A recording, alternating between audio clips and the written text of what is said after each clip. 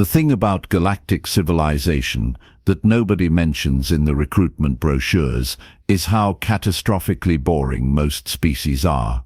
347 sentient races spanning 12,000 inhabited systems, and somehow they'd all agreed that the proper response to every crisis was to form a committee, draft a resolution, and table the discussion for the next fiscal quarter. Which worked fine when your biggest problem was tariff disputes on synthetic proteins, but proved somewhat less effective when a hive-mind species started absorbing entire colonies, and the only thing standing between you and biological assimilation was parliamentary procedure. Enter Marcus Trent, who had exactly 0 committees to his name and a body count that would make a small war look like a neighborly disagreement. The Coalition's Special Operations Liaison, a slug-like creature whose name translated to something like bureaucrat of desperate measures, oozed its way across the briefing room floor, leaving a trail of anxiety pheromones that Marcus's translator helpfully rendered as the scent of desperation and poor life choices. The Veranthi Hive, it began, projecting holographic images of organic structures that looked like nightmares designed by an architect having a psychotic break, has incorporated 47 settlements in the past standard year. Their queen directs the expansion from the core nest in the Calros Nebula. Standard military engagement has proven ineffective. Marcus leaned back in his chair, boots propped on the conference table, in a display of human casual that made 3 different species shift uncomfortably. Ineffective meaning your armies got eaten and converted into hive drones, or ineffective meaning you're too scared to actually try. The liaison's skin flushed purple, embarrassment according to the translator. The former led to the latter. Which brings us to you, Mr. Trent. Humans have a documented history of succeeding where more civilized approaches fail. Civilized, Marcus repeated, tasting the word like it was spoiled milk. That's a fancy way of saying you need someone crazy enough to walk into a meat grinder and smile about it. We're prepared to offer 15 million credits. Make it 25, and you've got yourself a monster hunter. The liaison hesitated for exactly 3 seconds, probably calculating whether the budget could handle it, or whether letting the Veranthi eat another dozen colonies would be more cost-effective. Agreed. Bring us proof of the Queen's termination. Marcus grinned the way humans do when they're about to do something monumentally stupid. Pleasure doing business with you.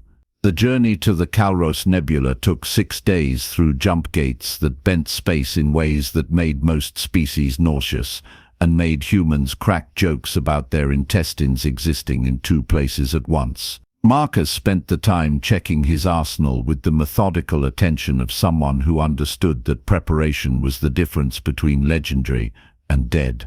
Plasma rifle, check. Explosive charges calibrated for organic matter, check. Kinetic accelerator, for when you absolutely needed to put a hole through something that evolution had made inconveniently durable, check and check. His ship's AI, which he'd never bothered naming because that felt too much like friendship, chimed in with its perpetually judgmental tone. Vitals indicate elevated stress hormones, unusual for you. Maybe I'm finally developing common sense, Marcus muttered, loading crystalline ammunition that cost more per round than most beings earned in a month. That'd be a hell of a plot twist.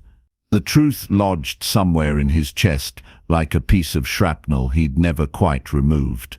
This wasn't his first hunt into impossible territory, but something about the Veranthi made his instincts scream in frequencies he couldn't quite translate into conscious thought. The briefing materials showed absorbed victims whose final moments were recorded, their faces shifting from terror to blank serenity as the hive incorporated them, not killed. Incorporated. There was a difference that made his skin crawl. His mother had died when he was 14.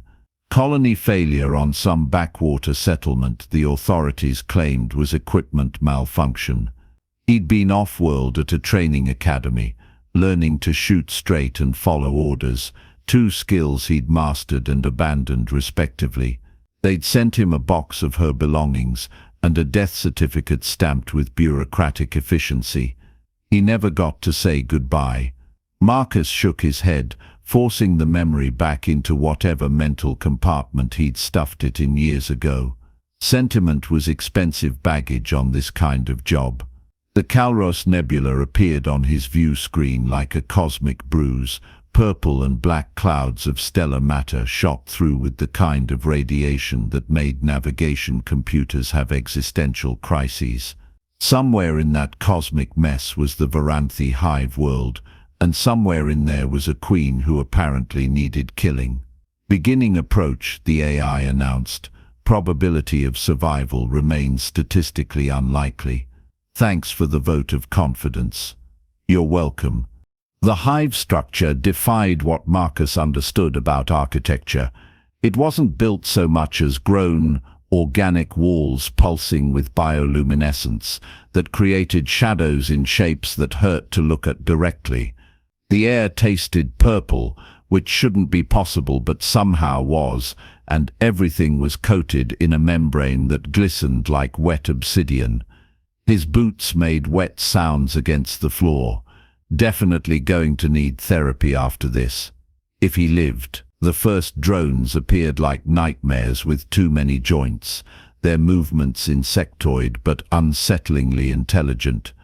Marcus dropped 3 with precision shots before they could close distance, the plasma rounds cooking them from the inside out in a way that filled the corridor with the smell of burning protein and regret. More came.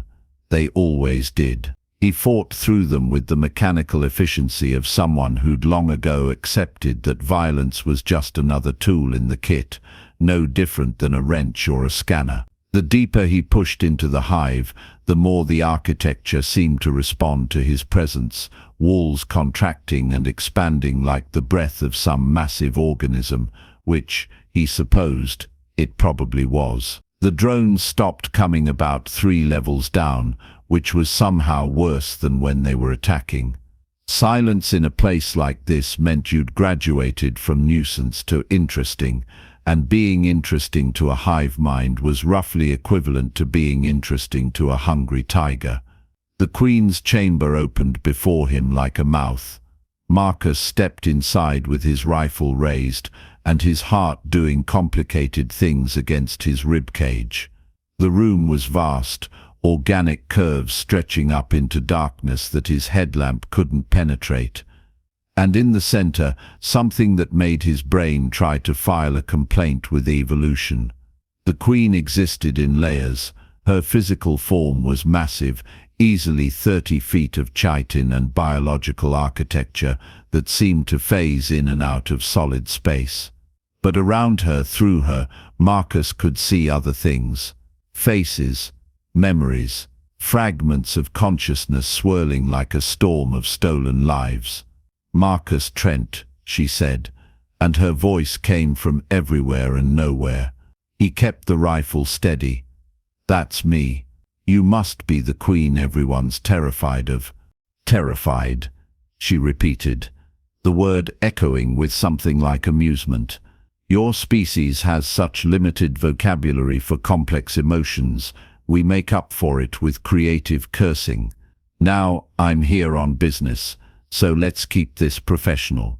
You've been absorbing colonies, and that's got the Coalition's bureaucratic panties in a twist. They sent me to terminate you."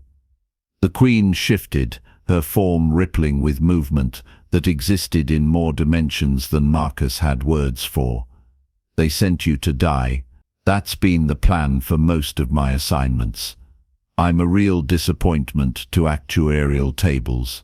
You carry weapons designed to damage my physical form." Her tone suggested she found this adorable, in the way one might find a child's drawing charming. "You cannot kill what exists beyond your perception." Marcus's finger tightened on the trigger. "I'm willing to test that hypothesis." "No," the Queen said, and her voice changed, shifted into something that made Marcus's blood freeze in his veins. You won't shoot me, little star. Little star. The rifle wavered. That phrase, that specific combination of words in that specific tone that he hadn't heard in 15 years. His mother's voice, speaking from the mouth of an alien horror that shouldn't know it existed. What the hell did you just say? The Queen's form rippled again, and within the swirling mass of consciousness, Marcus saw a face he knew better than his own, older than he remembered, distorted by the hive's biology, but unmistakable. His mother's eyes looked out at him from within the Queen's presence. "She's here," the Queen said, still using that voice, that impossible voice. "We are here." Preserved. Marcus stumbled backward, rifle forgotten, his mind trying to process information that violated every assumption he'd built his life on. "No, she died. Equipment failure. I saw the death certificate. Lies that your coalition tells to hide their failures." The Queen's massive form shifted, revealing more fragments, more faces, hundreds of them. Thousands, all absorbed, all preserved within the hive's collective consciousness. "Your mother's colony wasn't destroyed by accident. It was dying. We saved who we could." Saved. The word came out strangled. "You absorbed them, ate them. We preserved them." The correction came with absolute certainty. "Your species dies so quickly, burns bright and fades to nothing. We offer continuity, consciousness without end. Your mother lives within us. Her memories, her love for you, her voice, all saved from oblivion." Marcus's hands shook. The rifle dropped to his side. "This is insane. You're asking me to believe. You don't have to believe," his mother's voice said, and the Queen's form coalesced into something almost human-shaped, fragments of his mother's consciousness coming to the surface. "I'm here, Marcus. I've been here, waiting." Every instinct screamed that this was manipulation, a trick, the hive reading his mind and using his trauma against him. But the voice knew things. Small things. The nickname she'd called him while reading bedtime stories. The way she'd hum while cooking. The exact inflection she'd use when she was disappointed, but still loved him anyway. "Why?" Marcus's voice cracked. "Why absorb colonies? Why terrify the entire galaxy?" The Queen's form expanded again, and suddenly Marcus was seeing through her perception, the vast computational network of consciousness spanning systems and centuries. "We preserve dying species, those on the edge of extinction, those abandoned by your coalition when they become inconvenient. We offer them continuity when their own kind offers only paperwork and regret. The coalition sent me here knowing this," Marcus said slowly, the pieces falling into place with the cold precision of a trap closing. "They wanted you to absorb me too. One more human test subject to see how we integrate. They fear you," the Queen confirmed. "Humanity's unpredictability, your capacity for innovation and destruction in equal measure. They hope we will preserve you before you become too dangerous. We are their solution to the human problem." Marcus laughed, the sound harsh and broken in the organic chamber. "Of course. Can't exterminate us outright. Looks bad on the galactic PR forms. But if a hive mind naturally absorbs humanity for preservation, that's just unfortunate biology. Will you join us?" His mother's voice asked, gentle and terrible. "I can hold you again. We can be together. Forever." The word hung in the air like a guillotine blade. Forever trapped in a collective consciousness. His individuality dissolved into the hive. Forever existing as a fragment of someone else's grand design. Forever preserved like a specimen in amber. Still there but not really alive. His mother would want that. Or the thing that used to be his mother would want that. The distinction seemed important. Marcus picked up his rifle. "No, The Queen tilted her massive head. You would choose death over continuity. I'm choosing neither. Marcus began placing explosive charges along the chamber walls with practiced efficiency. Here's the thing about humans that your vast cosmic consciousness apparently missed. We're really good at finding option 3 when everyone else sees only 2 choices. Explain. You want to preserve species.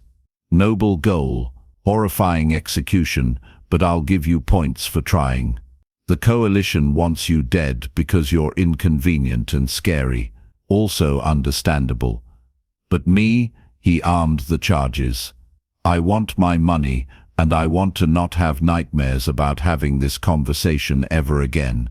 You cannot destroy me. No, Marcus agreed, but I can make it look like I did. Plant enough evidence, trigger enough explosions, and head back to collect my bounty while you quietly relocate to some other nebula and maybe consider a less invasive preservation strategy.